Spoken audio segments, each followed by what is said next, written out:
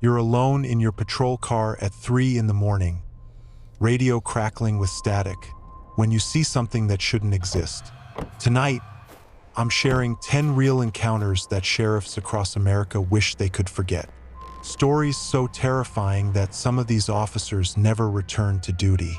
Stories that will make you question everything you thought you knew about the darkness that lurks in small American towns. Before we begin, let me warn you, what you're about to hear will change how you look at law enforcement forever. These aren't just ghost stories. These are documented incidents that happen to real people in real places with consequences that echo to this day. Before we begin tonight's story, I want you to know that what you're about to hear happened in rural Montana just 3 years ago. The sheriff's department tried to keep this quiet, but the truth has a way of finding the light. If you're listening to this alone in the dark, maybe that's exactly where you need to be. Sheriff Marcus Kane had been patrolling the back roads of Whitefish County for over 20 years. He'd seen it all: domestic disputes that turned deadly, meth labs hidden in abandoned barns, and the occasional tourist who'd wandered too far into bear country. But nothing, absolutely nothing, had prepared him for what happened on the night of October 13th, 2021. It started with a routine call at 11:47 p.m. Dispatch crackled through his radio with a report of suspicious activity at the old Hartwell farmstead, a property that had been abandoned since the family mysteriously disappeared in 1987. Local teenagers sometimes used it as a party spot, so Kane figured he'd roll up, flash his lights, and send some kids home to angry parents. The drive out to Hartwell Road took him deep into the Montana wilderness, where cell towers were scarce and the darkness seemed to swallow his headlights whole. The autumn air carried that crisp bite that made his breath visible, and a thick fog was rolling in from the mountains, reducing visibility to maybe 30 feet. As Kane approached the farmstead, his high beams caught something that made him slow down. There were no teenagers, no cars, no signs of life at all. Instead, standing perfectly still in the front yard were 7 figures arranged in a perfect circle. Kane parked about 50 yards away and grabbed his flashlight. The beam cut through the fog, illuminating what he initially thought were scarecrows.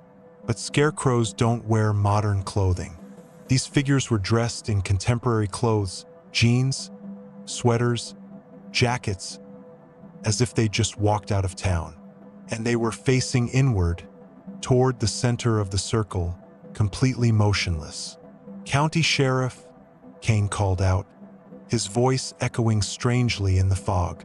"I need everyone to turn around slowly and put your hands where I can see them." No response, not even the slightest movement. Kane keyed his radio. "Dispatch, this is Unit 47. I've got 7 individuals at the Hartwell property exhibiting unusual behavior, requesting backup." Static answered him. He tried again. Nothing but white noise. Fighting down a growing sense of unease, Kane approached the circle. His flashlight beam danced across the figures as he got closer, and what he saw made his blood run cold. These weren't people playing some sick joke. Their skin had a waxy, unnatural pallor. Their eyes were open, staring fixedly at something in the center of their circle. But their pupils were completely dilated black voids that seemed to absorb his flashlight beam. And they weren't breathing. Kane drew his service weapon, though some rational part of his mind wondered what good it would do against whatever this was. He moved closer to see what held their attention so completely. In the center of the circle was a hole. Not just any hole, this was a perfectly round opening in the earth, about 4 feet in diameter, descending straight down into absolute darkness. The edges were smooth, almost polished, as if they'd been carved with surgical precision. And from somewhere far below came a sound that Kane would later struggle to describe to the FBI investigators. A rhythmic humming, like a massive engine, but organic somehow. Alive. That's when Kane noticed something that nearly made him drop his flashlight. The 7 figures weren't strangers. He recognized them. Sarah Chun, a local teacher who'd been reported missing 3 days ago. Marcus Webb, a construction worker who hadn't shown up for work last week. Emily Rodriguez, a college student whose car had been found abandoned on Highway 93. These were the missing people, all of them standing guard around this impossible hole like sentinels. Kane tried his radio again, panic creeping into his voice. "Dispatch, I need immediate backup at the Hartwell farm. Multiple missing persons located. Situation is unusual. Please respond." The static seemed to grow louder, more aggressive, as if something was actively jamming his signal. Then Sarah Chen's head turned. Not her body, just her head, rotating with a wet, grinding sound like breaking cartilage, until she was looking directly at Kane with those black, empty eyes. Her mouth opened, and that same rhythmic humming that came from the hole began pouring out of her throat. One by one, the other figures turned to face him. 7 pairs of void black eyes, 7 mouths humming in perfect, horrible harmony with whatever lurked in the depths below. Kane ran. He sprinted back to his patrol car, fumbling for his keys as that inhuman chorus grew louder behind him. The engine turned over on the 3rd try, and he floored the accelerator, gravel spraying as he tore away from the farmstead. But in his rearview mirror, he could see them following. Not running, they moved with the same mechanical precision they'd maintained in their circle, walking in perfect synchronization down the middle of the dirt road. And they were gaining on him, somehow covering ground faster than should be physically possible while maintaining that slow, measured pace. Kane's speedometer read 45 miles per hour, then 50, then 60, dangerous speeds for the winding mountain road, especially in the fog. But those figures in his mirror kept getting closer, their humming now audible even over his engine noise. Then his headlights died.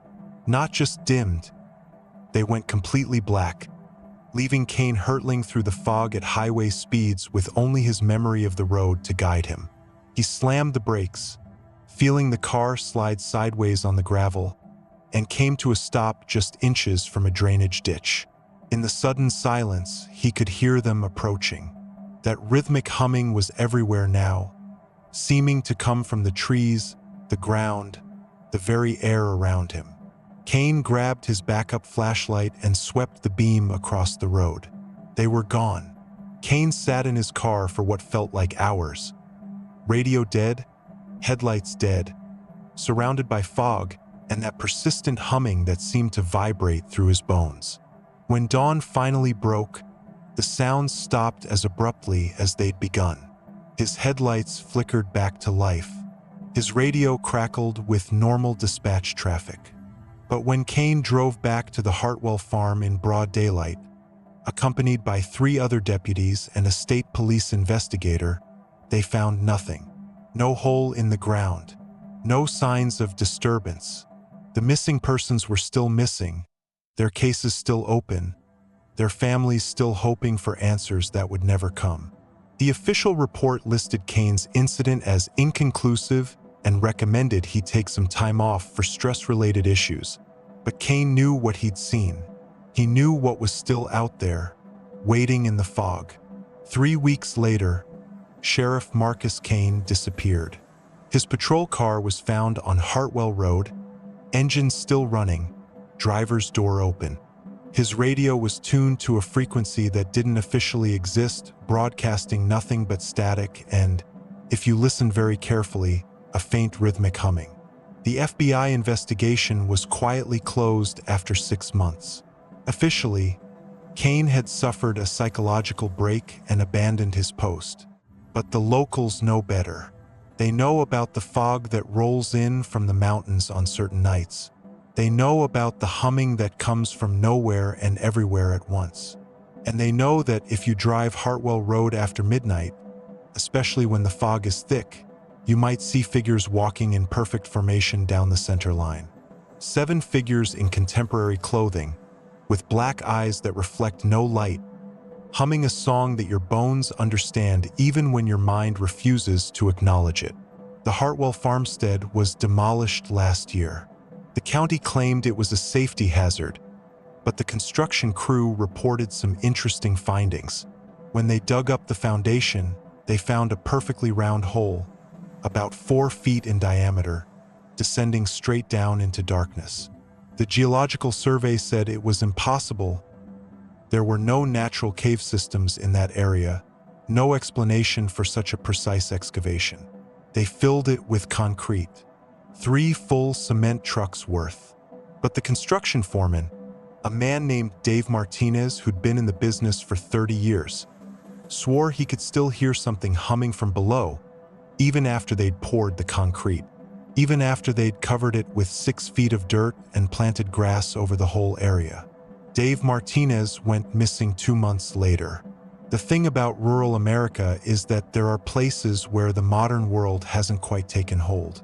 Places where cell phones don't work, where the darkness is complete, and where things that shouldn't exist can thrive in the spaces between what we know and what we refuse to believe. If you ever find yourself driving through Montana, through those winding mountain roads where the fog rolls in thick and the radio turns to static, and you hear a rhythmic humming that seems to come from everywhere at once, keep driving. Don't stop. Don't investigate. And whatever you do, don't look in your rearview mirror. Because some things are better left undiscovered. Some holes are meant to stay filled. And some songs, once heard, can never be forgotten. They say the missing persons reports have stopped in Whitefish County. The FBI closed the cases, the families moved away or stopped asking questions, and life returned to normal.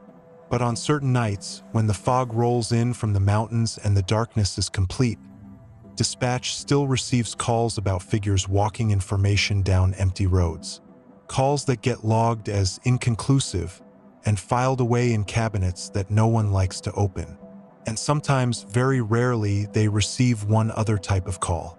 A patrol officer, alone on night duty, radioing in a Code 7 officer needs assistance from somewhere deep in the Montana wilderness.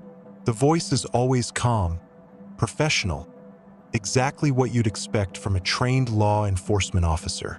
But when backup arrives at the coordinates, they find nothing.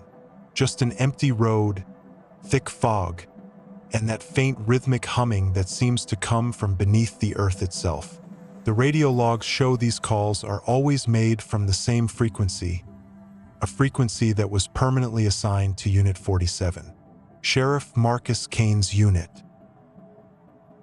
In the pine forests of Maine, where the morning mist rolls off pristine lakes like the breath of sleeping giants and the silence is so profound it seems sacred, Sheriff Michael O'Brien encountered something that challenged his understanding of life, death, and the persistence of love beyond the grave. It was September 2019, during the height of autumn when the leaves blazed with colors so intense they seemed almost supernatural, that O'Brien received a call that would haunt him for the rest of his days. The call came from Camp Wildwood, a summer retreat for children that had been operating on the shores of Mirror Lake since the 1950s. The camp had been closed for the season, the last of the staff departing 2 weeks earlier, but the caretaker, an old man named Bill Hutchins, claimed he could see lights in the main lodge and hear the sound of children playing on the grounds. Now, O'Brien had grown up in these woods, had attended Camp Wildwood himself as a boy, and he knew every story and legend associated with the place. The most persistent tale involved a tragedy from 1978, when a group of campers had been caught in a sudden storm while on an overnight camping trip. Their canoes had capsized in the middle of Mirror Lake during a fierce thunderstorm, and despite extensive search efforts, the bodies of 6 children had never been recovered. The camp had continued operating for another decade after the tragedy, but enrollment had steadily declined as parents became reluctant to send their children to a place associated with such loss. The final blow came in 1989 when 3 more children had disappeared during a night hike, vanishing without a trace into the vast wilderness that surrounded the lake. Camp Wildwood had closed permanently after that. though the property remained maintained as a memorial to the lost children. O'Brien arrived at the camp just as the sun was setting behind the pine trees, casting long shadows across the familiar grounds that brought back memories of his own childhood summers. The main lodge stood dark and empty, its windows reflecting the orange and red of the autumn sky like the eyes of some slumbering beast. But as O'Brien watched, lights began to flicker on inside the building, warm yellow light that spoke of inhabited spaces and evening activities. Then he heard the laughter. It was the unmistakable sound of children at play, the joyful noise that had once filled these grounds every summer for nearly 4 decades. But there were no children at Camp Wildwood. There hadn't been any children here for 30 years.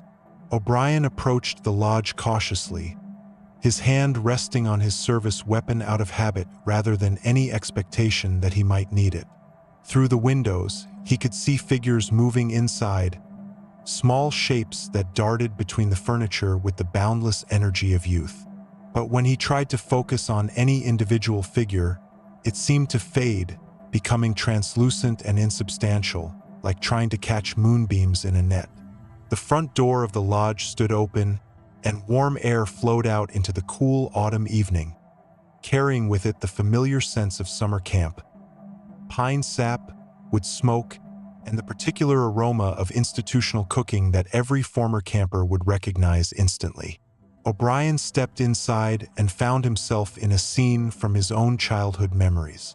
The lodge was exactly as it had been during the camp's operational years, complete with the massive stone fireplace, the rough-hewn wooden tables, and the walls covered with decades of camp photographs showing grinning children engaged in the timeless activities of summer camp. But the children in these photos were moving, not the subtle tricks of light and shadow that might fool the eye, but genuine movement within the frames. Children climbing trees, paddling canoes, roasting marshmallows around campfires, all going through the motions of their captured moments over and over in an endless loop of summer joy. O'Brien walked deeper into the lodge, following the sound of voices that seemed to come from the dining hall. What he found there defied every rational explanation his mind could construct. Sitting at the long wooden tables were dozens of children, all wearing the distinctive blue and yellow t-shirts that had been Camp Wildwood's uniform. They were engaged in what appeared to be a normal evening meal, passing plates and sharing stories with the animated enthusiasm that only children can muster. But these children were translucent, their forms wavering like heat mirages, and O'Brien realized with a chill that ran deeper than the autumn air that he was looking at every child who had ever been lost in these woods. The 6 who had drowned in Mirror Lake, the 3 who had vanished during the night hike, and others, children whose disappearances had been attributed to runaways or custody disputes, but who had actually become lost in the vast wilderness surrounding the camp. They were all here, all together, continuing their summer camp experience for eternity. One of the children noticed O'Brien watching them and waved cheerfully, a gesture so normal and innocent that it made his heart ache with unexpected grief. The child appeared to be about 10 years old, with sandy hair and freckles, and when he smiled, O'Brien recognized him from one of the old photographs on the wall. Tommy Morrison, one of the children who had drowned in 1978. Tommy stood up from the table and walked over to O'Brien, his ghostly form becoming more solid and substantial as he approached.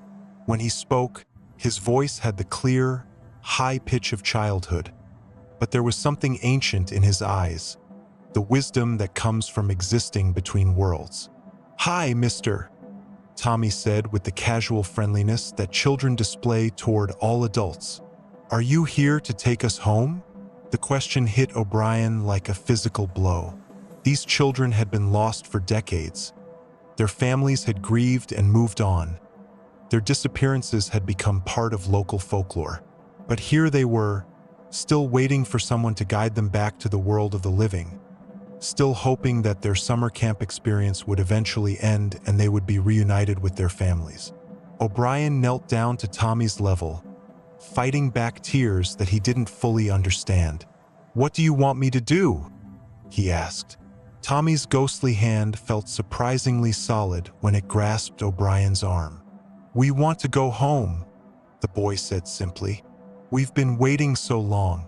The camp is fun, but we miss our moms and dads." Looking around the dining hall, O'Brien could see the other children watching him with expressions of hopeful expectation. They had been trapped in this eternal summer camp, reliving the same activities and experiences over and over, waiting for an adult to acknowledge their presence and help them find their way back to their families. But O'Brien knew something that the children didn't understand. Their families were gone, moved away, or passed on themselves. The world they wanted to return to no longer existed. The only home waiting for them was the peace that comes with letting go of earthly attachments and moving on to whatever comes next. Over the next several hours, O'Brien sat with the ghostly children and listened to their stories. Each one remembered the moment they had become lost, whether through drowning, exposure, or simply wandering too far from the safety of the camp. But none of them understood that they were dead. In their minds, they were simply campers who had gotten separated from the group and were waiting for the counselors to find them. As dawn approached, O'Brien made a decision that would haunt him for the rest of his life. He gathered all the children around him and gently explained that their parents were waiting for them, but not in the world they remembered. He told them about the light that souls could see when they were ready to let go, about the peace that waited beyond their fears and attachments. One by one, the children began to fade, their ghostly forms becoming less substantial as they finally understood what had happened to them and accepted the truth of their situation. But before they disappeared entirely, each child hugged O'Brien goodbye, their touch as real and warm as any living child's. Tommy was the last to go, and as his form began to dissolve into morning sunlight streaming through the lodge windows, he looked up at O'Brien with eyes that held both sadness and gratitude. "Thank you for helping us go home," Tommy whispered, and then he was gone, leaving behind only the fading echo of children's laughter and the scent of summer pine.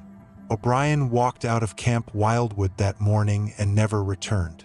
The lodge stands empty now, and locals report that the grounds have never again shown signs of supernatural activity. The lost children of Camp Wildwood have finally found their way home, guided by a sheriff who understood that sometimes the greatest service we can perform is helping others let go of what they can never have again. Sheriff Marcus Thompson had been patrolling the back roads of rural Montana for 15 years when he encountered something that would haunt him for the rest of his life.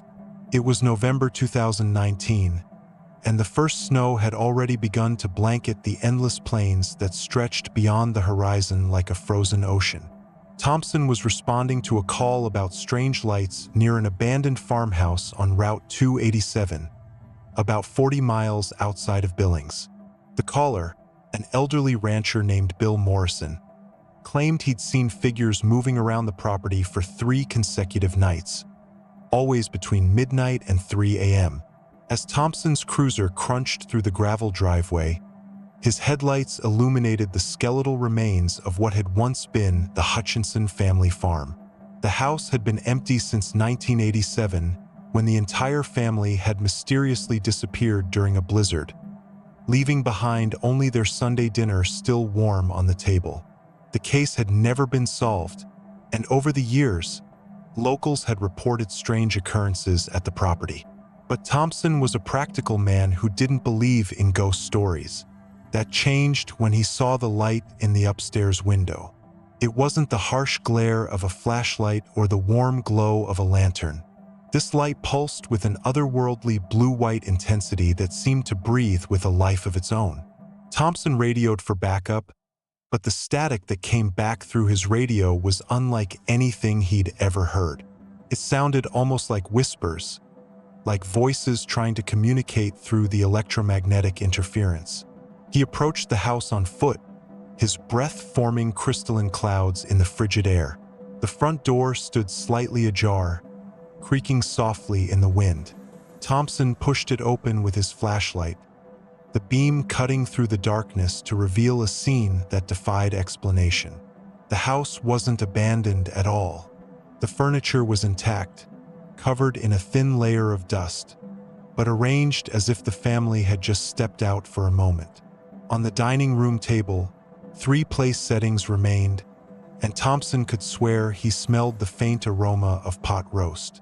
But it was the photographs on the mantelpiece that made his blood run cold.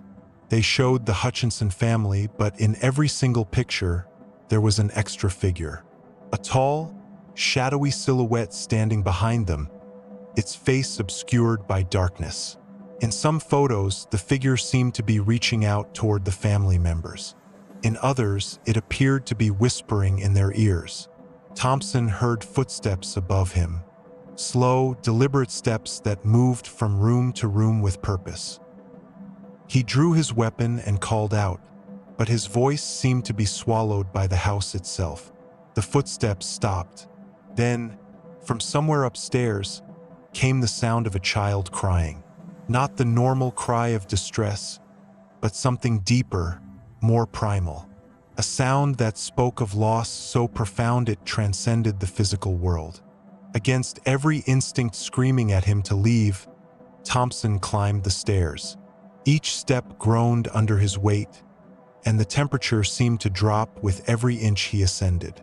The crying was coming from the room at the end of the hall, the same room where the strange light had been visible from outside. But when Thompson reached the door, the crying stopped abruptly. He turned the handle and stepped inside to find a child's bedroom, perfectly preserved as if frozen in time. Toys scattered on the floor, clothes hanging in the closet, and on the bed, the impression of a small body still visible in the blankets. But there was no child. Instead, standing in the corner of the room, was the same shadowy figure from the photographs. Thompson later told investigators that he couldn't make out any features, just a vaguely human shape that seemed to absorb light rather than reflect it. The figure didn't move or speak, but Thompson felt an overwhelming sense of malevolence radiating from it. Then, without warning, every window in the house exploded outward simultaneously, showering the snow-covered ground with glittering fragments of glass. Thompson ran. He ran faster than he'd ever run in his life, not stopping until he reached his patrol car. When backup finally arrived 2 hours later, they found the house exactly as it had been for 30 years. Abandoned, empty, with no signs of recent activity. The windows were intact. There were no footprints in the snow except Thompson's own. But there was one detail that investigators couldn't explain. In the dust on the dining room table, someone had written a single word with their finger. Help. Thompson requested a transfer the following week and moved to California, where he now works security at a shopping mall. He refuses to discuss what happened that night, but those who know him say he still wakes up screaming sometimes, calling out apologies to people named Hutchinson. The farmhouse was demolished in 2020 after a series of accidents involving the construction crew, but locals say you can still see that blue light on clear winter nights, pulsing like a heartbeat in the darkness where the house once stood. In the swamplands of Louisiana, where Spanish moss hangs like funeral shrouds and the air itself seems to whisper secrets, Sheriff Delbert Boudreaux encountered something that challenged everything he thought he knew about the natural world. It was August 2018, during one of the hottest summers on record, when the bayous seemed to simmer with an almost supernatural intensity. The humidity was so thick you could practically swim through it, and even the alligators sought shade in the deep shadows beneath the cypress trees. Boudreaux received a call from a shrimp boat captain named Claude Thibodeau, who claimed he'd found something impossible in the waters near Grand Isle. According to Thibodeau, he'd been checking his nets just before dawn when he discovered what appeared to be a Confederate soldier sitting in his boat, dripping wet and speaking in a dialect so old that Thibodeau could barely understand him. Now, Boudreaux had been born and raised in these bayous, and he'd heard every ghost story, every legend, every tall tale that the old-timers loved to spin on hot summer evenings. But Claude Thibodeau wasn't the type to make up stories. He was a practical man who'd spent 40 years on these waters and had never reported anything stranger than an unusually large catfish. When Boudreau arrived at the marina, he found Thibodeau sitting in his truck, chain-smoking cigarettes and staring out at his boat with a look of pure terror. The shrimper's hands were shaking so badly he could barely light his lighter, and when he spoke, his voice cracked like a teenager's. The soldier was still there, sitting in the stern of the boat with his back to the dock. From a distance, he looked like any other person, but there was something profoundly wrong with the scene. The man wasn't moving at all, not even the slight sway that comes naturally to anyone sitting in a boat on water. He was perfectly, unnaturally still. Boudreau approached the boat cautiously, his hand resting on his service weapon. The figure wore a gray uniform that appeared to be from the Civil War era, complete with brass buttons and wool fabric that should have been unbearably hot in the Louisiana summer. But what truly disturbed Boudreau was the smell. Not the usual cocktail of fish and diesel fuel that permeated every boat in the marina, but something else entirely. Something that reminded him of old books and wet earth and the particular mustiness of long-closed rooms. When Boudreau called out to the figure, the head turned slowly, mechanically, like a doll being moved by invisible strings. The face that looked back at him was pale as moonlight, with eyes that seemed to reflect light like an animal's. But it was the expression on the man's face that made Boudreau's blood freeze in his veins. It was a look of infinite sadness, of loss so profound that it seemed to pull at something deep inside anyone who saw it. The soldier spoke then, his voice carrying clearly across the water despite being barely above a whisper. He spoke of a battle that had taken place in these very waters over a century and a half ago, when Union gunboats had pursued Confederate forces deep into the labyrinthine bayous. He spoke of men drowning in the dark water, of bodies that were never recovered, of souls that had been wandering these waterways ever since, searching for a way home. But here's where the story takes a turn that even Boudreau couldn't have expected. The soldier began to name names, specific names of men who had died in that long-ago battle, men whose bodies had never been found. And when Boudreau later checked historical records, every single name the soldier had mentioned was documented as missing in action during a skirmish in August 1863, exactly 155 years to the day. As the sun climbed higher and the morning heat began to build, the soldier's form began to fade, becoming translucent like morning mist. But before he disappeared entirely, he stood and pointed toward a section of the bayou where the cypress trees grew so thick that sunlight never touched the water. He said something that chilled Boudreau to the bone. "They're still down there, Sheriff, still waiting for someone to bring them home." Then he was gone, leaving nothing behind but the lingering scent of old books and a boat that rocked gently in his wake. Boudreau organized a diving expedition the following week, despite the protests of local officials who thought he was chasing shadows. But in the exact spot where the soldier had pointed, divers discovered the remains of a Civil War-era gunboat, its hull split open and scattered across the muddy bottom of the bayou. Inside, they found the remains of 11 Confederate soldiers, each one corresponding to a name from the historical records. The soldiers were finally given a proper burial, and the sightings stopped. But Boudreau never forgot the look in that phantom soldier's eyes, the weight of sadness that had pressed down on him like a physical force. He says it changed his perspective on life and death, on the thin veil that separates the living from the lost. And sometimes, on particularly humid summer mornings when the mist rises from the bayou like the breath of ghosts, he swears he can still smell old books and wet earth drifting across the water. Deep in the forests of Oregon, where Douglas firs reach toward heaven like the pillars of a natural cathedral, and the morning mist clings to the ground like the remnants of ancient dreams.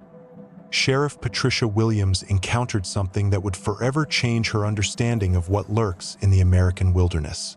It was October 2020, during one of the wettest autumns on record, when the constant rain had turned every hiking trail into a treacherous maze of mud and fallen leaves. Williams received a frantic call from a park ranger named Tom Martinez, who reported that a family of hikers had gone missing in the Siuslaw National Forest. The Henderson family from Portland had planned a simple day hike on the popular Alsea Falls Trail, but they had failed to return to their car by nightfall. Their vehicle, a red Honda CR-V, was still parked at the trailhead with the doors unlocked and their wallets still inside, as if they had simply vanished into thin air. What made this case particularly unsettling was that it marked the 7th disappearance in the same area over the past 18 months. Each time, experienced hikers had vanished without a trace, leaving behind only their vehicles and personal belongings. The FBI had been called in after the 4th disappearance, but even their extensive search efforts had yielded no clues, no bodies, no evidence of foul play. It was as if the forest itself was swallowing people whole. Williams joined the search party at first light, leading a team of volunteers and professional searchers equipped with dogs, drones, and thermal imaging equipment. The forest was eerily quiet that morning, with none of the usual sounds of wildlife that typically filled these woods. Even the search dogs seemed nervous, whining and refusing to follow scent trails that should have been clear and obvious. About 3 hours into the search, Williams found herself separated from the main group, following what appeared to be a fresh set of footprints leading deeper into the forest. The prints were unusual, showing the tread pattern of modern hiking boots but with an odd, uneven gait that suggested the person making them was injured or disoriented. Williams followed the trail for nearly 2 miles, radio calling her location every few minutes, until she came to a clearing she had never seen before despite 20 years of patrolling these woods. In the center of the clearing stood an enormous Douglas fir, easily 400 years old, with a trunk so massive that it would take a dozen people holding hands to encircle it.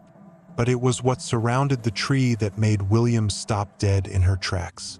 Hanging from the lower branches were dozens of personal items. Backpacks, hiking boots, water bottles, cameras, cell phones, all suspended from the branches like some kind of twisted Christmas tree decorations. Williams recognized some of the items immediately. A bright blue backpack that had belonged to Sarah Chun, who had disappeared 6 months earlier. A distinctive red hiking boot that matched the description given by the family of Michael Torres, who had vanished the previous spring. As she walked around the tree, cataloging the items with growing horror, Williams realized she was looking at evidence from every single disappearance that had occurred in these woods over the past 5 years. But where were the people? That's when Williams heard the humming. It was a low, melodic sound that seemed to come from the tree itself, as if the ancient wood was somehow producing music. The melody was hauntingly beautiful, unlike anything she had ever heard, and Williams found herself inexplicably drawn to move closer to the massive trunk. Each step felt dreamlike, as if she was moving through water rather than air. As she approached the tree, Williams noticed that the bark was carved with symbols. Not the usual graffiti left by teenage vandals, but something far older and more complex. The symbols seemed to shift and move when she wasn't looking directly at them, creating patterns that hurt her eyes and made her feel dizzy and disoriented.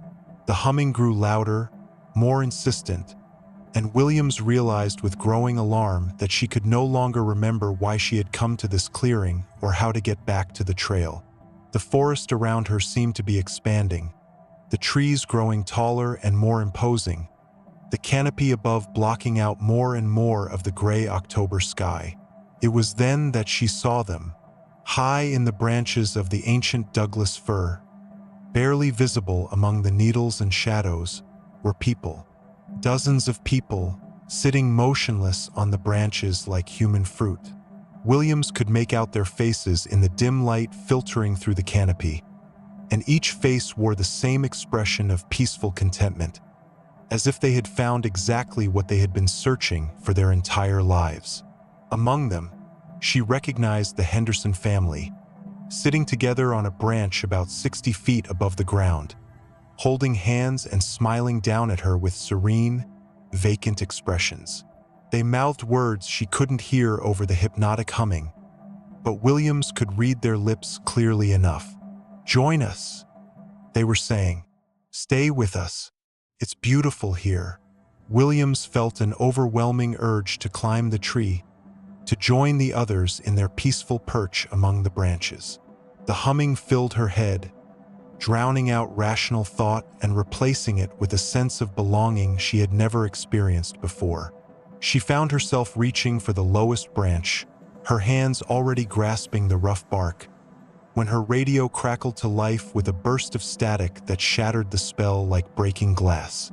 The voice of Tom Martinez came through clearly, calling her location and asking for her status. The sound of another human voice broke the tree's hold over her, and Williams stumbled backward, gasping as if she had been holding her breath underwater. She looked up at the branches again, but they were empty now, showing only the green needles and brown bark of a perfectly ordinary Douglas fir. Williams ran then, crashing through the underbrush with no regard for the thorns and branches that tore at her uniform. She ran until she found the main trail, then kept running until she reached the parking area where the search teams were regrouping. When she tried to lead them back to the clearing, they couldn't find it. The GPS coordinates she had logged led only to an impenetrable thicket of blackberry bushes and fallen trees. The Henderson family was never found, and the disappearances continue to this day. Williams requested a transfer to the coast shortly after the incident and now works in a small seaside community where the biggest crime is usually someone feeding the seagulls without a permit. But she still has nightmares about that tree, about the faces in the branches, about the humming that sometimes echoes in her dreams. And she's never been able to shake the feeling that somewhere in those dark Oregon forests, an ancient Douglas fir is still singing its hypnotic song, still collecting travelers who venture too far from the beaten path. The thing about small Texas towns is that they keep their secrets buried deep, like ancient bones in cemetery soil. Sheriff Jake Morrison learned this lesson the hard way in the summer of 2021, when he encountered something in the town of Cedar Hollow that challenged everything he thought he knew about good, evil, and the thin line that separates the living from the damned. Cedar Hollow was the kind of place where everybody knew everybody else's business, where the biggest excitement was usually the annual corn festival, and where folks still left their doors unlocked at night. That changed on the night Morrison received a call from Agnes Fletcher, an 80-year-old widow who lived alone in a Victorian house on Elm Street. Agnes claimed that someone was digging in her backyard, and she could hear voices speaking in what sounded like Latin. Now, Morrison had known Agnes his entire life, had even dated her granddaughter in high school, and he'd never known the old woman to tell a lie or exaggerate the truth. If Agnes Fletcher said someone was digging in her yard at midnight, then someone was digging in her yard. Morrison arrived at the Fletcher house to find Agnes waiting on her front porch, wrapped in a housecoat and clutching a baseball bat like a weapon. She pointed toward the backyard, where Morrison could indeed hear the sound of shovels hitting soil and voices chanting in a language he didn't recognize. But here's the thing that made Morrison's skin crawl. There were no lights in the backyard. No flashlights, no lanterns, nothing that would allow people to see what they were doing. Yet the digging continued with mechanical precision, as if whoever was back there could work in complete darkness. Morrison approached the backyard with his flashlight drawn, calling out warnings that went completely ignored. When his beam cut through the darkness, he saw something that would haunt him for the rest of his life. There were indeed people digging in Agnes Fletcher's backyard, but they weren't exactly alive. The figures were dressed in clothing from different eras, some in overalls and work shirts that might have been from the 1940s, others in suits and dresses that looked like they belonged in the 1920s. But their skin had the waxy, pale appearance of the long dead, and they moved with the jerky, unnatural gait of marionettes controlled by an unseen puppeteer. They were digging up a coffin. The wooden casket was old, its surface stained black with age and moisture, and as the undead figures hauled it out of the ground, Morrison could see brass nameplate glinting in his flashlight beam. The name read Jeremiah Blackwood, 1889 to 1923, but what made Morrison's blood run cold was the date. Jeremiah Blackwood had been buried in the Cedar Hollow Cemetery, not in Agnes Fletcher's backyard. So how had his coffin ended up here?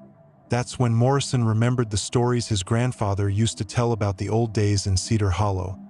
Stories about a preacher named Jeremiah Blackwood who had arrived in town in the early 1900s and quickly gathered a devoted following. Blackwood preached a strange version of Christianity that involved communication with the dead and rituals performed in the town cemetery at midnight. The townspeople had tolerated his eccentricities until children began disappearing. The disappearances stopped abruptly when Blackwood was found dead in his church one morning in 1923, apparently the victim of a heart attack. But some of the old-timers claimed that Blackwood hadn't died of natural causes at all, that a group of concerned citizens had taken matters into their own hands to stop whatever dark practices the preacher had been engaged in. Now, a century later, something was calling Jeremiah Blackwood back. The zombie congregation finished their work and began carrying the coffin toward Agnes Fletcher's house, chanting in that strange mixture of Latin and something far older and more sinister. Morrison tried to intervene, but when he approached the figures, they turned to look at him with eyes that glowed like hot coals in their decomposed faces. The smell that wafted from them was indescribable, a mixture of grave dirt and rotting flowers and something else, something that spoke of ancient evil and desecrated ground. Morrison fired 3 warning shots into the air, but the figures paid no attention whatsoever. They carried their burden up the steps of the Fletcher house and through the front door, which opened by itself as they approached. Agnes Fletcher was nowhere to be seen, and Morrison's calls for backup were met only with static from his radio. Inside the house, Morrison followed the procession to the parlor, where they had placed the coffin on Agnes Fletcher's dining table. The old woman sat in her rocking chair nearby, but her eyes were completely white, rolled back in her head, and she was speaking in the same ancient language as the zombie congregation. Her voice was different too, deeper and more resonant than any 80-year-old woman should be able to produce. The coffin lid began to creak open. Morrison ran then, abandoning every oath he had ever taken about protecting and serving, abandoning Agnes Fletcher to whatever fate awaited her in that cursed parlor. He ran to his patrol car and didn't stop driving until he reached the county line, where he called for backup from the state police. When the investigators arrived at the Fletcher house the following morning, they found Agnes sitting peacefully in her parlor, sipping tea and insisting that nothing unusual had happened. There was no coffin on her dining table, no evidence of digging in her backyard, no sign that anything supernatural had occurred. But Morrison noticed that Agnes Fletcher's eyes had changed. They were darker now, older, as if something ancient was looking out through them. The official report listed the incident as a false alarm brought on by an elderly woman's confusion and a deputy's overactive imagination. But Morrison knew what he had seen, and he knew that whatever had been in that coffin was now walking around in Agnes Fletcher's body. He requested a transfer the following week and moved to Arizona, where he now works mall security and refuses to work night shifts. Agnes Fletcher continued to live in her Victorian house until her death 6 months later, but neighbors reported strange occurrences during those final months. Lights in the windows at all hours, the sound of multiple voices coming from inside the house, and the unsettling sight of Agnes tending to her garden at midnight, moving with the strength and agility of someone a quarter her age. When Agnes died, she was buried in the Cedar Hollow Cemetery next to a headstone marked Jeremiah Blackwood, But here's the thing that still keeps Morrison awake at night. When they opened Jeremiah Blackwood's original grave to investigate Morrison's claims, they found it empty. The coffin was gone, and in its place was a note written in Agnes Fletcher's handwriting. "Thank you for the invitation," it read. "I've been waiting so long to come home." In the mountains of Colorado, where the air is thin and the silence is so complete it seems to have weight, Sheriff David Kowalski encountered something that challenged every scientific principle he thought he understood. It was January 2019, during one of the harshest winters in recent memory, when the snow fell so heavily that entire towns were cut off from the outside world for days at a time. The mountain roads were impassable, the power lines were down, and the only sounds were the howling wind and the occasional crack of tree branches breaking under the weight of accumulated snow. Kowalski was responding to a distress call from the Mountain View Research Station, a small facility that monitored seismic activity in the area. The station was operated by Dr. Sarah Chun, a geologist who had been studying earthquake patterns in the region for the past 3 years. Chun had reported via satellite phone that she was detecting unusual readings on her equipment, patterns that didn't match any known geological phenomena. But it wasn't the earthquake readings that had prompted Chun to call for help. She claimed that something was moving beneath the research station, something large enough to register on her most sensitive instruments but not appearing on any of her geological surveys. She described sounds coming from underground, metallic groaning, and what sounded like machinery operating far below the surface. Now, Kowalski had served in these mountains for 12 years, and he knew that isolation could play tricks on people's minds. The combination of altitude, cold, and complete solitude had driven more than one researcher to see and hear things that weren't there. But Dr. Chun was a respected scientist with a reputation for rational, methodical thinking. If she said something was underground, then something was probably underground. The drive to the research station took Kowalski 3 hours through treacherous mountain roads that hadn't seen a snowplow in weeks. By the time he arrived, it was nearly midnight, and the facility looked like something from another planet, its lights creating isolated pools of warmth in the vast darkness of the snow-covered wilderness. Dr. Chun met him at the door, and Kowalski could immediately see that something was wrong. The normally composed scientist was pale and shaking, her eyes wide with a fear that seemed to come from somewhere deep inside her. She led him to the monitoring room, where banks of computers displayed readouts that meant nothing to Kowalski but clearly terrified Chin. According to her instruments, something approximately the size of a football field was moving in a perfect geometric pattern exactly 100 feet beneath the research station. The movement was too regular to be natural, too precise to be caused by any known geological process. But what truly disturbed Chun was the sound.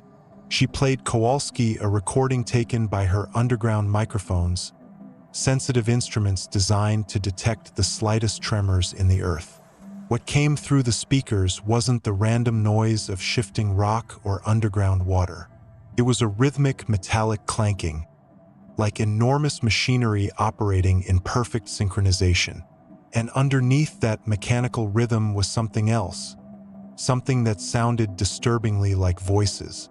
Human voices, speaking in perfect unison. As they listened to the recording, both Kowalski and Chun became aware of a vibration in the floor beneath their feet. It was subtle at first, barely perceptible, but it grew stronger as the night progressed. The rhythm matched the sounds on the recording exactly, as if whatever was underground was trying to communicate with them. Chun showed Kowalski historical records she had researched during the long winter nights. In 1952, the military had constructed a classified research facility in this exact location, one of dozens of underground installations built during the Cold War to house sensitive research projects. The facility had been officially decommissioned in 1967, but Chun had found no records of it being dismantled or filled in. What if, she asked, something was still operating down there? Kowalski was skeptical until Chun showed him the temperature readings from her ground-penetrating instruments. Despite the sub-zero temperatures on the surface, the area directly beneath the research station was registering at a constant 72 degrees Fahrenheit. Something down there was generating heat, and it had been doing so continuously for the 3 years Chun had been taking measurements. That's when they heard the knocking. It came from directly below them. 3 sharp raps that echoed through the building's floors like a giant knocking on a door. Then 3 more raps. Then 3 more. The pattern continued for exactly 60 seconds before stopping abruptly, leaving behind a silence that seemed somehow louder than the knocking had been. Chun pulled up her seismic readings from the exact moment of the knocking, and what she showed Kowalski defied explanation. The knocks had registered simultaneously at precisely 100 feet below ground across an area of nearly 10 acres. Whatever was down there was massive, organized, and apparently trying to get their attention. Kowalski called for backup, but the mountain weather had knocked out most communications, and his radio calls were met with nothing but static. They were on their own, 60 miles from the nearest town, with something unknown operating beneath their feet. The knocking resumed at exactly 3 a.m., this time in a different pattern. 3 quick raps, followed by 2 longer ones, then 3 quick raps again. Chun recognized it immediately as Morse code, the International Distress Signal SOS. Something underground was calling for help. Against every rational instinct, Kowalski decided to respond. Using a sledgehammer from Chen's equipment shed, he knocked the same pattern on the concrete floor of the research station. The response was immediate and unmistakable. The knocking from below stopped for exactly 30 seconds, then resumed with a new message, more complex this time, but still clearly Morse code. Chun translated it as they listened. Trapped. Help us. Been waiting. So long. So cold. Over the next hour, they established a primitive communication system with whatever was beneath them. The entity claimed to be members of the original research team from the 1950s, sealed underground when the facility was abandoned.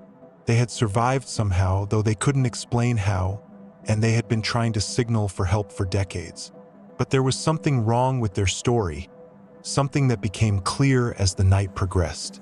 When Kowalski asked for their names, the responses came back as the names of researchers who had died in a laboratory accident in 1962, according to Chen's historical records. When he asked what year they thought it was, they consistently responded with 1962. As dawn approached, the knocking became more insistent, more desperate. The entities below began pleading for Kowalski and Chen to find a way to reach them, to break through the concrete and steel that separated them from the surface world. But Chen's instruments were detecting something else now, something that made her grab Kowalski's arm and beg him to stop responding. The temperature beneath them was rising rapidly, climbing from 72 degrees to over 100 in a matter of minutes. And the voices on her underground microphones were changing, becoming less human and more something else entirely. Something that spoke of decades of isolation, of minds that had been pushed beyond the breaking point, of human consciousness that had evolved into something no longer recognizably human. Kowalski made the decision to evacuate the research station immediately. As they loaded their equipment into his vehicle, the knocking beneath them reached a frenzied pace, the Morse code messages becoming increasingly incoherent and threatening. By the time they drove away, the sound had evolved into a constant hammering that seemed to follow them down the mountain road. The research station was closed permanently the following month, officially due to budget cuts. But Kowalski knows the real reason. The government knows what's buried under those mountains, and they've decided that some doors should never be opened. Sometimes, on clear winter nights when the wind is still, locals report hearing the sound of knocking coming from deep within the mountain. A desperate rhythm that speaks of isolation and madness and things that should have been left buried in the cold, dark earth. The desert has a way of playing tricks on the mind, but what Sheriff Elena Rodriguez experienced in the Arizona wasteland in 2020 was no hallucination. It was something far more sinister, something that revealed the true horror of what can happen when corporate greed meets ancient ground. Rodriguez had been patrolling the remote highways of Pima County for 8 years when she received a call that would change her understanding of evil forever.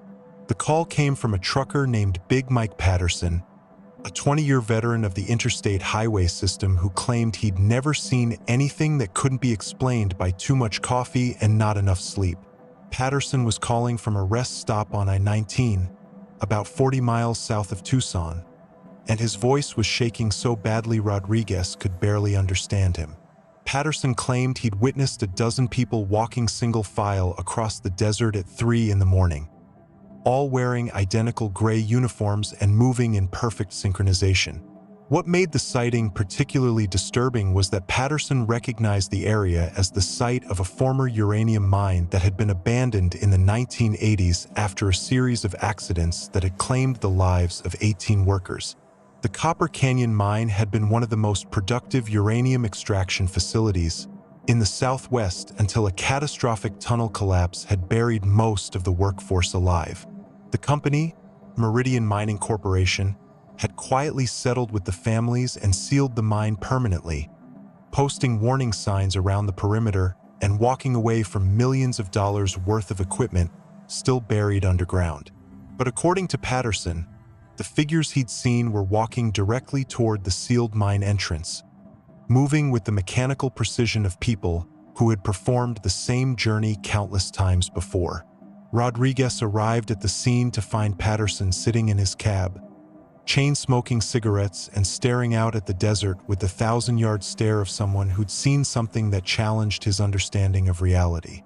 He pointed toward a distant hill where the abandoned mine entrance was barely visible as a concrete structure against the starlit sky. Rodriguez decided to investigate, despite every instinct telling her to write up the report as the hallucination of an overtired truck driver and head back to town. She drove her patrol car as close to the mine as the rough desert terrain would allow, then continued on foot, her flashlight cutting through the darkness like a sword through black silk. The mine entrance was exactly as she remembered it from previous visits, sealed with a heavy steel door and surrounded by weathered warning signs that spoke of radiation hazards and structural instability. But there was something different about the scene, something that made the hair on the back of Rodriguez's neck stand up. Footprints, dozens of them, leading directly to the sealed entrance and then stopping abruptly, as if the people making them had simply walked through solid steel. But these weren't ordinary footprints. They were too shallow, too uniform, as if they'd been made by people who weighed almost nothing.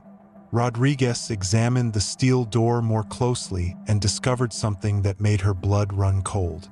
The heavy padlock that secured the entrance was missing, and the door itself stood slightly ajar, revealing only impenetrable darkness beyond. Someone or something had opened a mine that had been sealed for 40 years. The smart thing would have been to call for backup, to wait for proper equipment and support personnel before investigating further. But Rodriguez could hear something coming from inside the mine, a sound that pulled at her like a magnetic force. It was singing, dozens of voices harmonizing in a melody she didn't recognize but that seemed hauntingly familiar, as if it was a song she'd known all her life but had somehow forgotten. Rodriguez entered the mine. The tunnel stretched ahead of her like the throat of some massive beast, sloping downward into darkness so complete that her flashlight beam seemed to be absorbed rather than reflected. The singing grew louder as she descended, echoing off the rough-hewn walls with an otherworldly resonance that seemed to come from the rock itself. About 50 yards into the tunnel, Rodriguez came upon the first body. It was one of the miners from the 1980s accident, still wearing his hard hat and work clothes, sitting against the tunnel wall as if he'd simply decided to take a rest. But his skin had the waxy, translucent quality of someone who'd been underground for decades. And when Rodriguez's light hit his face, his eyes opened. Not the cloudy, lifeless eyes of the dead, but clear, aware eyes that tracked her movement with intelligent recognition. The miner smiled and nodded, as if greeting a coworker arriving for the morning shift, then returned to his singing, his voice joining the chorus that echoed through the tunnels. Rodriguez backed away, but the singing seemed to wrap around her like invisible chains, drawing her deeper into the mine. She encountered more miners as she descended, all in various stages of decay but all very much aware, all participating in that haunting melody that seemed to be calling something up from the deepest parts of the earth. The tunnel opened into a vast chamber that had been carved out during the height of the mining operation, and what Rodriguez saw there defied every natural law she thought she understood. The entire workforce of the Copper Canyon mine was there, all 18 men who had supposedly died in the tunnel collapse, standing in perfect formation around a glowing crater in the center of the chamber. But they weren't alone. Standing among them, wearing the same gray uniforms that Big Mike Patterson had described, were dozens of other figures. Men and women from different eras, all bearing the telltale signs of radiation exposure that marked them as victims of America's atomic age. Workers from nuclear facilities, test site personnel, cleanup crews from various disasters, all united in death by their exposure to the invisible poison that had killed them. They were mining something from the crater, something that glowed with the same eerie light that Rodriguez had seen in old footage of atomic bomb tests. But this wasn't uranium or plutonium or any other radioactive material she recognized. This was something else entirely, something that pulsed with a life of its own and seemed to respond to the singing of the ghostly miners. Rodriguez realized with growing horror that she was witnessing the extraction of human souls, refined and purified through decades of exposure to atomic radiation. The dead miners weren't just singing, they were performing some kind of ritual, using their collective suffering to transform their own spiritual essence into something that could exist independently of flesh and bone. The glow from the crater began to intensify, and Rodriguez felt a pulling sensation, as if something inside her was being drawn toward the light. The singing grew louder, more insistent, and she realized that the ghostly miners were trying to add her voice to their eternal chorus, to make her part of whatever they were creating in that cursed chamber. Rodriguez ran then, stumbling through the dark tunnels as the singing followed her, the voices of the dead echoing off the walls like the howl of atomic wind. She didn't stop running until she reached her patrol car, and she didn't stop driving until she was back in Tucson, surrounded by the lights and sounds of the living world. The official report listed the incident as a false alarm, the result of an overtired trucker's imagination and a deputy's overzealous investigation of an abandoned mine site.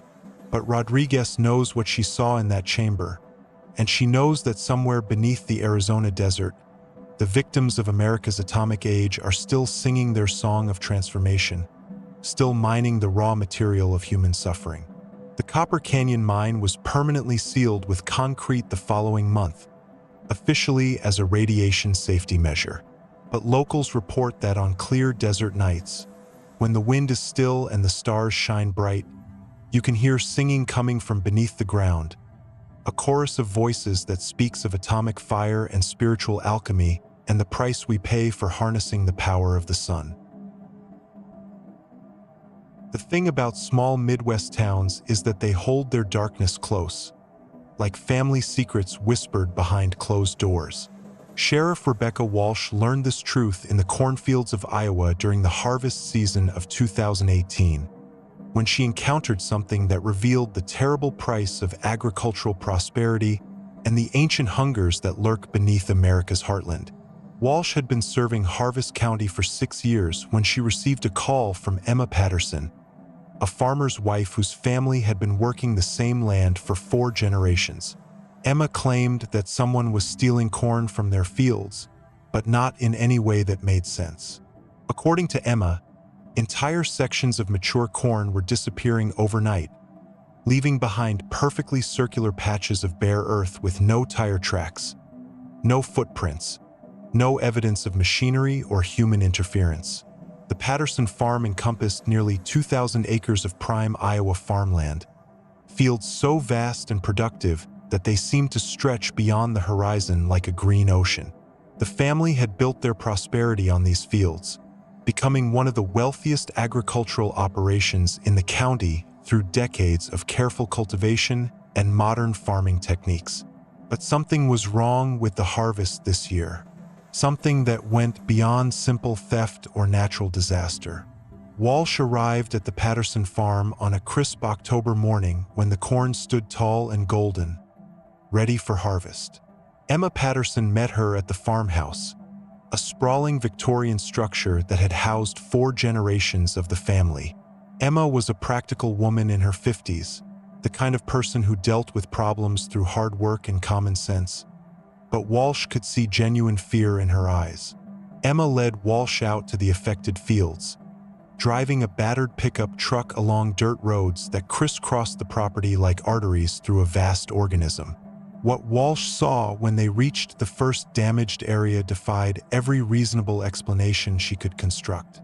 Perfect circles of bare earth, each one exactly 30 feet in diameter, were scattered throughout the cornfield like giant footprints. The soil inside each circle was completely barren, not just harvested but somehow sterilized, as if nothing would ever grow there again. The corn around the perimeters of the circles was untouched, standing tall and healthy right up to the edges of the barren patches. But what truly disturbed Walsh was the pattern. From ground level, the circles appeared to be randomly distributed, but when Emma showed her aerial photographs taken by her son's drone, a different picture emerged. The circles formed a geometric pattern that hurt the eyes to look at directly, a design so complex and alien that it seemed to writhe and shift when viewed as a whole. Emma explained that the circles had appeared over the course of 3 nights, with new ones manifesting each morning like crop circles but far more destructive. Each circle represented thousands of dollars in lost revenue, but the financial impact was nothing compared to the psychological toll on the family. Because the circles were moving, not physically relocating, but expanding outward at a rate of approximately 6 inches per day. The barren patches were growing larger, consuming more and more of the healthy corn with mechanical precision. If the expansion continued at the current rate, the Patterson farm would be completely sterile within 6 months. Emma led Walsh to the farmhouse basement, where the family had installed monitoring equipment to track the expansion. Banks of computers displayed readings from sensors placed throughout the affected fields, measurements that revealed something far more disturbing than simple agricultural blight. The soil within the circles was alive, not with beneficial microorganisms or earthworms, but with something else entirely. Something that consumed organic matter and converted it into a form of energy that the sensors couldn't identify.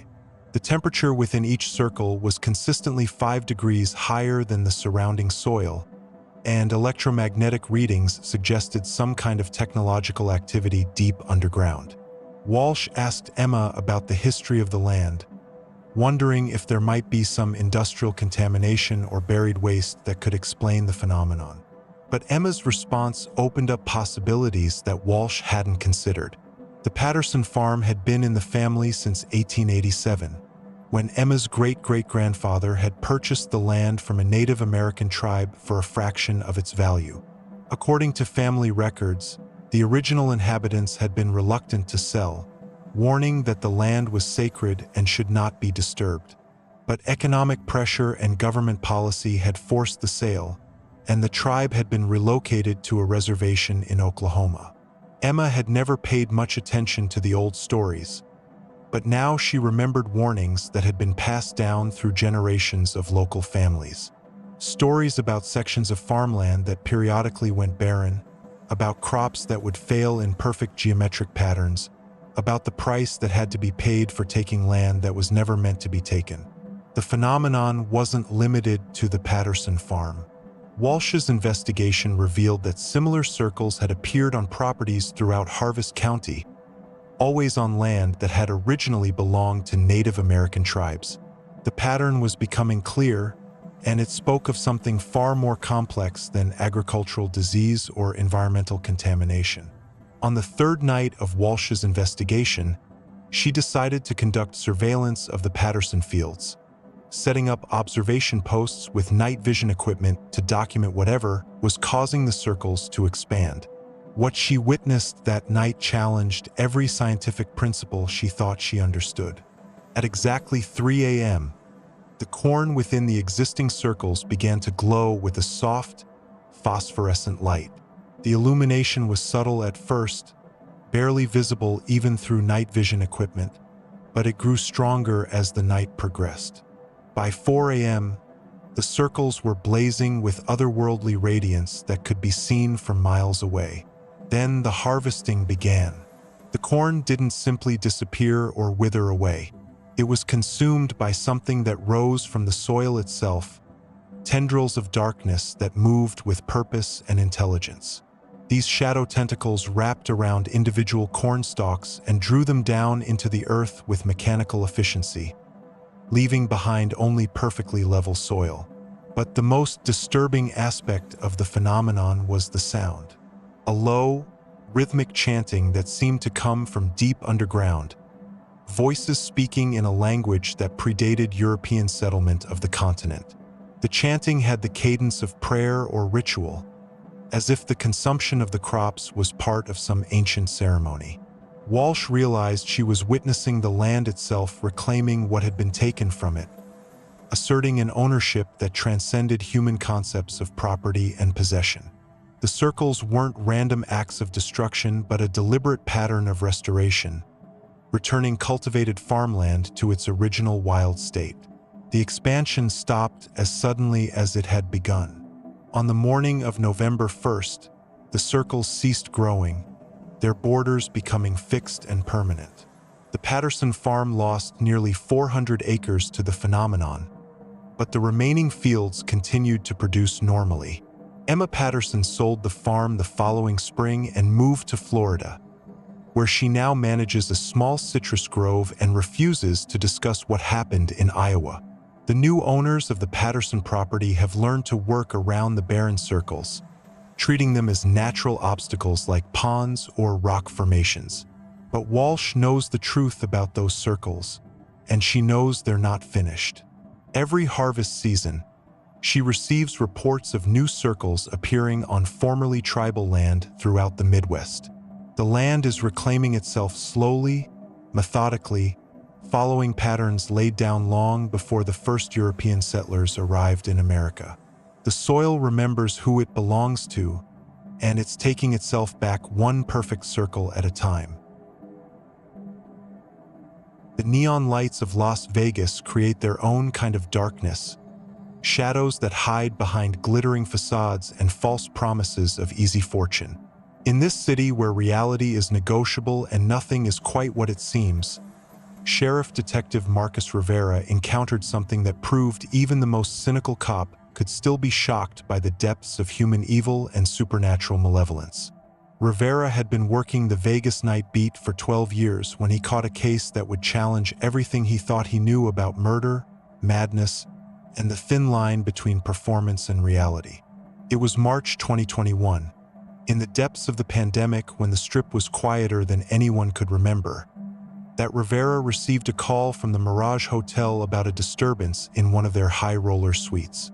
The call came from hotel security, reporting that guests in the penthouse level were complaining about screaming coming from the Platinum Suite, one of the casino's most exclusive accommodations.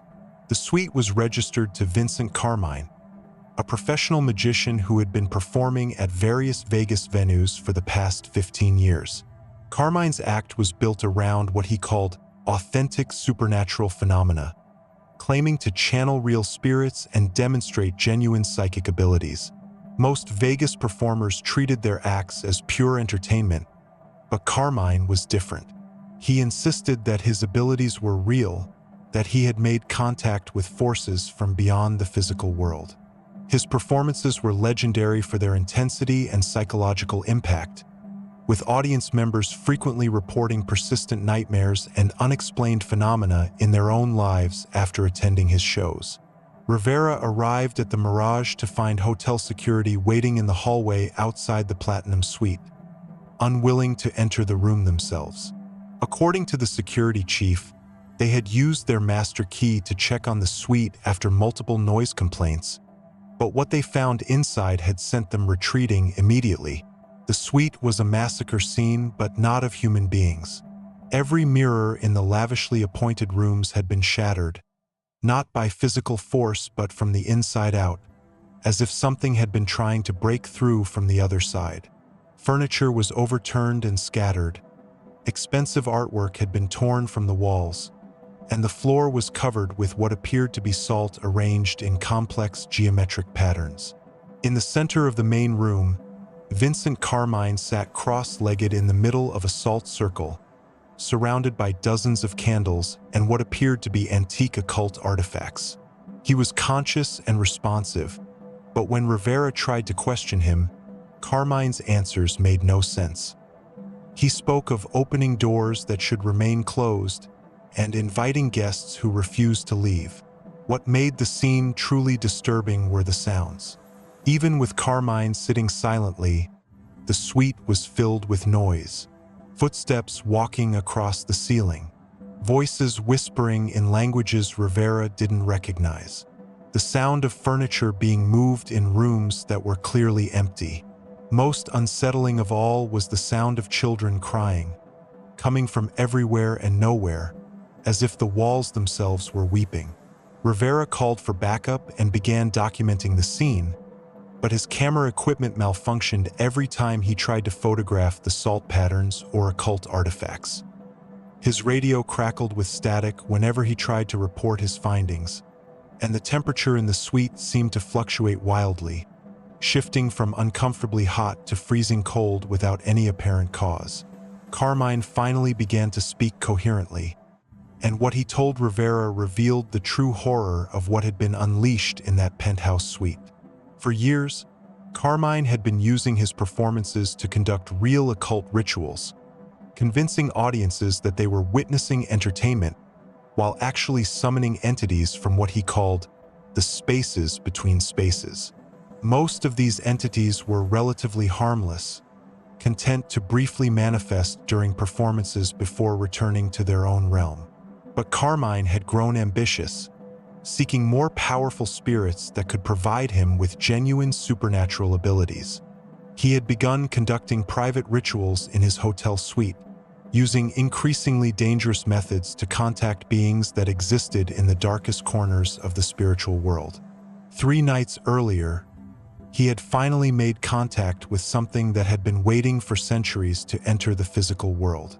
Something that had been trapped between dimensions since the early days of Las Vegas, when the city was nothing more than a railroad stop in the desert. The entity called itself the Dealer, and it claimed to have been present at every significant moment in Vegas history. Every major win, every devastating loss, every life destroyed by gambling addiction had fed its power and strengthened its connection to the physical world. It had been waiting for someone to provide it with a permanent anchor in reality, and Carmine's rituals had given it exactly what it needed. But the Dealer wasn't content to remain confined to the hotel suite. It wanted to expand its influence throughout the city, to feed on the hopes and desperation of every gambler, every tourist, every person who came to Las Vegas seeking transformation. Carmine had realized too late that he had unleashed something he couldn't control, something that viewed human suffering as the ultimate form of entertainment. Rivera could feel the entity's presence in the room, a malevolent intelligence that seemed to be evaluating him, measuring his fears and weaknesses like a predator studying potential prey. The air itself seemed thick with menace, and Rivera found himself fighting an overwhelming urge to leave the suite and never look back. But his training kicked in, and Rivera began the process of clearing the scene. He arranged for Carmine to be taken into custody for psychiatric evaluation, though he knew no human institution could adequately address what the magician had become involved with. He called for a specialized cleaning crew to deal with the salt patterns and occult artifacts, though he suspected that the true contamination couldn't be removed by conventional means. The final revelation came when Rivera was reviewing the suite's security footage. The cameras had captured 3 days of Carmine's private rituals, showing the progressive transformation of an ambitious performer into something that was no longer entirely human. But what chilled Rivera to the bone was what the cameras captured in the final hours before hotel security was called.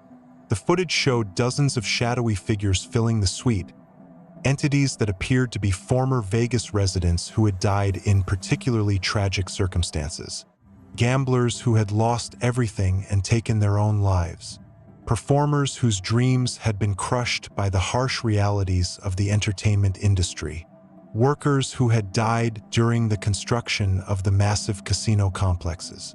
All of them had been drawn to the dealer's presence, all of them seeking some form of justice or revenge against the city that had destroyed them. Carmine hadn't just summoned a single entity. He had opened a doorway for every lost soul that had ever been consumed by Las Vegas's appetite for human dreams. The Platinum Suite was permanently closed after the incident, officially due to extensive water damage from a burst pipe. But Rivera knows the real reason, and he knows that the dealer's influence didn't end with the closure of that single room. In the months following the incident, he noticed subtle changes throughout the city. Gambling addiction rates increased dramatically. Tourist deaths spiked, always under circumstances that appeared accidental but followed suspicious patterns.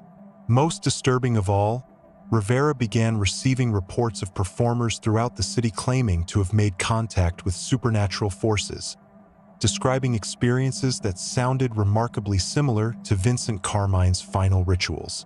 Rivera requested a transfer to the day shift shortly after closing the case, unwilling to patrol the neon-lit streets during the hours when the dealer's influence was strongest. But he still lives in Las Vegas, still sees the subtle signs of supernatural corruption spreading through the city like a virus. The house always wins in Vegas, but Rivera knows that the house isn't human anymore. Something ancient and malevolent has taken up residence in the city of dreams, and it's feeding on every hope, every fear, every desperate gamble that keeps the neon lights burning bright against the desert darkness. These 10 encounters represent just a fraction of the supernatural incidents reported by law enforcement officers across America every year. Cases that are quietly filed away, dismissed as stress-related hallucinations or the products of overactive imaginations. But the officers who experienced these events know the truth. They know that there are things in this world that can't be explained by science or rationalized away by skepticism. They know that in the darkest corners of America, where civilization gives way to wilderness and urban sprawl meets ancient ground, forces are at work that predate human understanding. Most of these officers never speak publicly about their experiences, bound by professional obligations and the knowledge that their careers would be destroyed if they reported what they had actually witnessed. They return to their duties, patrol their beats, and carry the weight of impossible knowledge. But sometimes, late at night when the radio is quiet and the streets are empty, they find themselves watching the shadows more carefully, listening for sounds that shouldn't exist, and wondering what other horrors are waiting to be discovered in the endless American darkness. The truth is out there, hidden in plain sight, protected by our collective unwillingness to believe that the impossible might actually be inevitable. These sheriffs saw behind the veil, witnessed the reality that lurks just beyond the edge of human perception, and they'll never be the same. But their stories don't end here. In fact, what you've heard tonight is just the beginning. Because if you think these American horrors are terrifying, wait until you discover what international investigators found after the Chernobyl disaster.